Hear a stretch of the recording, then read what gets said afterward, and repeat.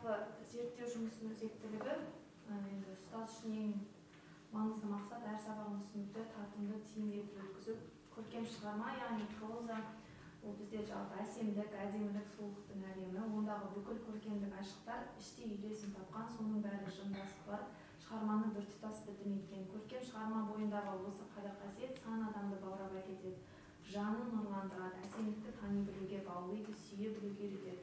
Кез келген прозалық шығарма сюжет желісімен дамып, жеке бөлім, тараулар, оқиғалардың астас жалғастығы, кейіпкердің ортақтығы арқылы бірігіп тұтасып жатады. Демек, көркем әдебиет жаратылысындағы эстетикалық қуатты оқушыларға беру, дүние тану, тәрбиелеу мақсаттарына орай кәдеге асыру, ол оқытудағы басты бағдар болып табылады. Жалпы жұмыстың негізгі мақсаты ол жоғары сыныптарда оқытылатын прозалық шығармаларды оқушыға жеткізе білудің әдіс-тәсілдерін қарастырып, жаңа білім беру мазмұнына сай технологияларды зерттеу. Мақсат үрдісімен туындаған міндеттер ол прозалық туындылардың тақырыбын талдау, ұлттық көзқарасқа мән беру, қазақ прозасын оқушыға жеткізудің нысанын табу. Яғни бұл менің жұмыстың басты мақсаты. Зерттеу жұмысының құрылымы ол кіріспеден тұрады. Кіріспе бөлімде кіріспе бөлімінде жалпы екі тарауша, яғни жалпы тақырыбы жалпы білім беретін орта мектептердің жоғары сыныбында прозалық шығармаларды оқытудың ғылыми негізі, ал екінші тарауымызда жалпы білім беретін орта мектептерде прозалық шығармаларды оқытудың әдістемелік негізі. Ол ары қарай үшіншісі ол қорытынды бөлім және пайдаланылған әдебиеттердің тізімі. Енді бұл жерде мен прозалық шығармаларды оқытуда қандай әдісті тиімді деп таптым. Бұл енді мен ойлап тапқан әдіс емес, ол Jigsaw әдісі деген бұрыннан бар. Яғни бұл жерде балаларды топқа біріктіре отырып оқыту, үйрету. Біз кітапта берілген прозалық шығарманы жоғары сыныптарда да емес, қазір өзі бастауыш мен беретін 5-ші сыныптың өзінде бұлай бере салып отырсаң, бір баланы шығарып қойып мазмұндатсаң, басқа балалар өз бетімен солай отырады да, ана баланың айтып жатқанында құлақ салмай.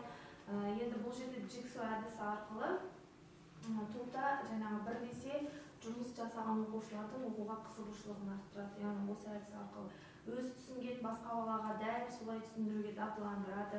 Оқушылардың өзін-өз бағалауына әсер береді. Топтық жұмыс барысында ойын атмосферасы қалыптасып, іскерлік дағды орын алады.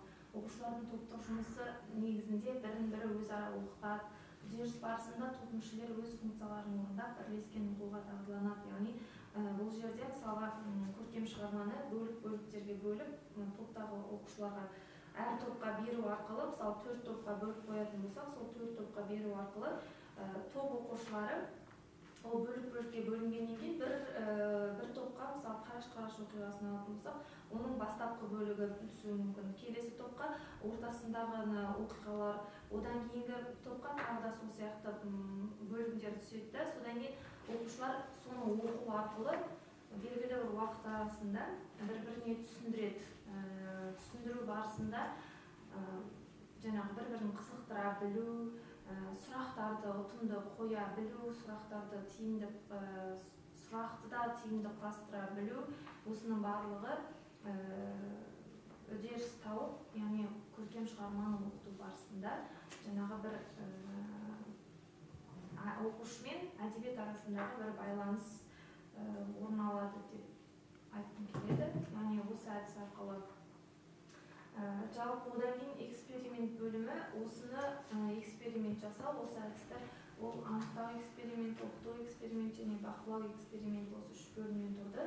Анықтау барысында жалпы қандай шығармаларды алуға болады, қандай тақырыптарды балаларға беруге болады дегенді алатын болсақ, ары қарай дайындық кезеңі болды. Ол жерде жобалап оқыту технологиясын жүргізу тәртібін түсіндіру, оқушыларға жобасына керекті пайдаланатын әдебиеттердің тізімін беру, бұрын жасалған бір-екі ғылыми жобаларды оқушыларға көрсету арқылы олардың жазылу реттілігін түсіндіру. Енді оқыту эксперименті барысында оқу үрдісін ұйымдастырудың бірнеше нұсқасы пайдаланылды. Мысалы, оқушы өз жобасына сәйкес тиісті орындарға бару керек, яғни кітапханаларға бару арқылы, мұражайларға бару арқылы зерттеу жұмыстарын жүргізу және өздері таңдап алған тақырыптар бойынша шығармаларды, прозалық шығармаларды оқу өздеріне берілген.